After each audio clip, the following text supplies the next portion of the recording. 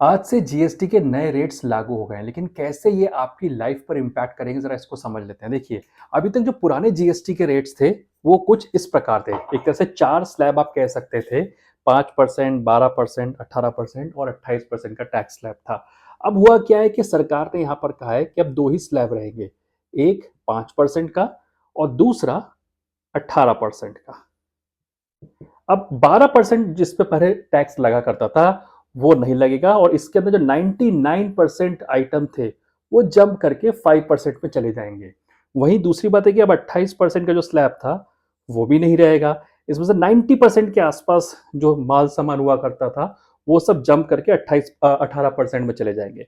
यहाँ पर इंटरेस्टिंगली एक टैक्स स्लैब को और क्रिएट किया गया है, जिसको 40% का स्लैब कहा जा रहा है। और इसमें वो आइटम आएँगे जैसे कि पान मसाला, गुटखा जिसको हम सिन गुड्स आइटम कहते हैं वो आएगा और जो लग्ज़ूरियस गाड़ियाँ होती हैं वो इसके अंदर 40% के स्लैब में आएँगी। इंटरेस्टिंगली गोल्ड और सिल्वर के ऊपर किसी भी तरह के जीएसटी को चेंज नहीं किया गया तो पहले इस पे 3% लगता था, अभी भी 3% जो स्लैब है वो लगता रहेगा।